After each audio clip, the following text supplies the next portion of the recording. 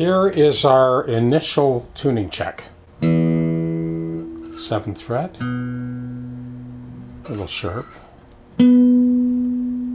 Okay, so that is 8 cents sharp. Just make a note of this, 8 cents sharp. There's our A string, 7th fret.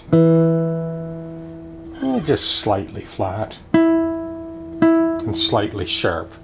Just going to mark that. And our D string, 7th fret. A little sharp. We'll go with that. And then the octave. Okay, so that is 5 cents flat. Let's switch to our strobo tuner for the G. 7th fret. Yeah, that's flat. And our second string, 7th fret. That's pretty good. Octave. Yes, 4 cents flat. And our first string, 7th fret. And octave. It's about 4 cents sharp. These are the values that we have right out of the gate. I wanted to show you that before I do anything on the saddle. We are going to start with the saddle and the bridge and get all of these values lined up first. These were the initial values with the original saddle, and I've got the original saddle resting in front of my blank here, and I've marked this new saddle taking into consideration these discrepancies, and that's where we're going to start. So I'll start this process by striking an arc. All of this is coming off. I've already got the radius matched to the original saddle. We'll go over to the drill press radius disc sander and take this down. Okay, this is our next step. I have erred on the side of caution and left this a little bit higher than it needs to be because we need room to move this back from that leading edge to get rid of all these discrepancies. This calibration I will actually do by hand with the knuckle vise and a small file. So at this stage I'll actually string it up again and we're going to recheck those values. We're just about there.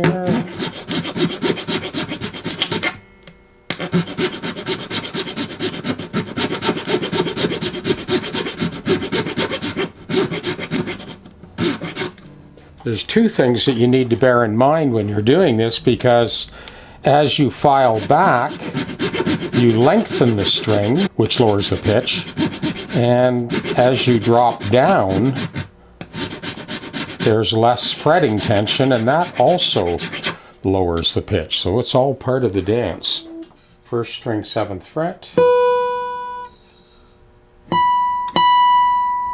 That's good. So before we go any further, I just want to describe that so you get a sense of the kind of topographic form that we needed to follow to get all 6 of those strings to calibrate. These 2 strings go beyond the confines of that bridge slot. The rest of the strings fall within those confines. So what we're going to do is we're going to cut that back now to the line.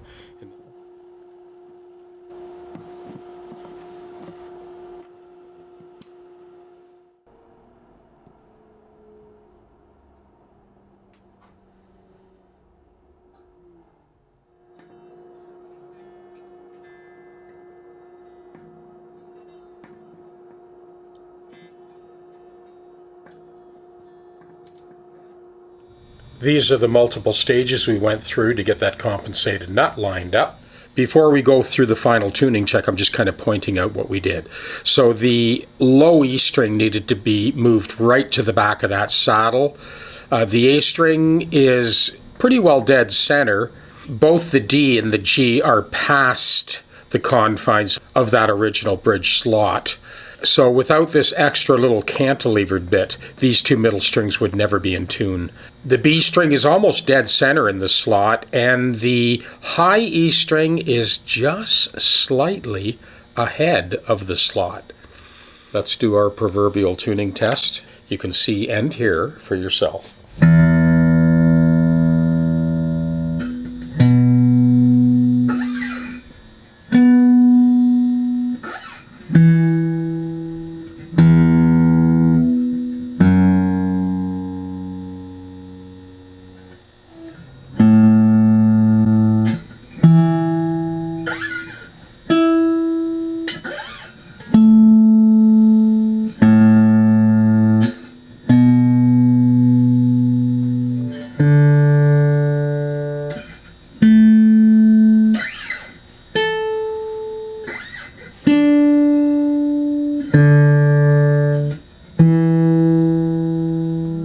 string.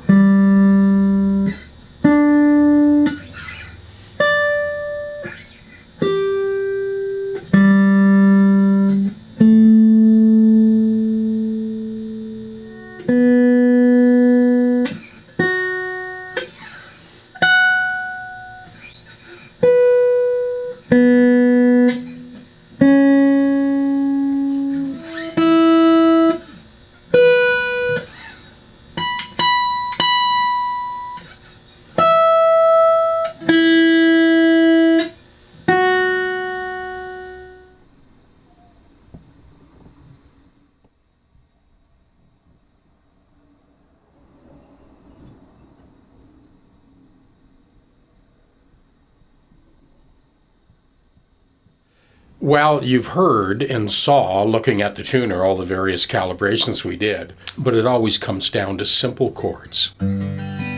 First position G,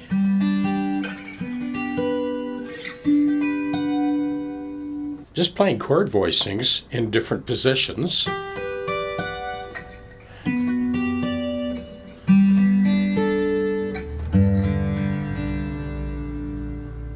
A minor 9. Exact same chord, an octave higher. Here's an E major 9, first position.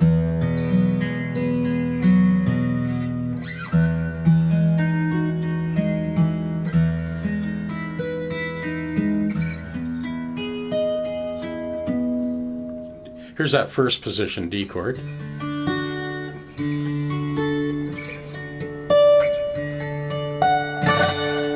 Even the simple C form with a G on top. Move it up 2 frets, it's D. Move it up to 8th and 10th fret, and it's a G.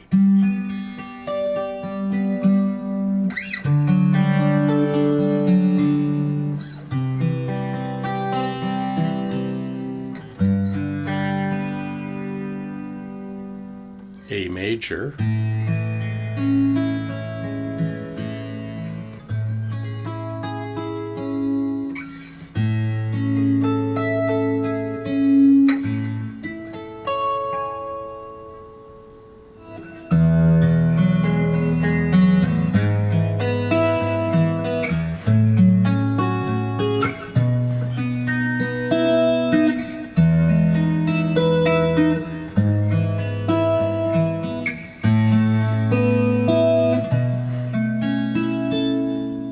Let that play.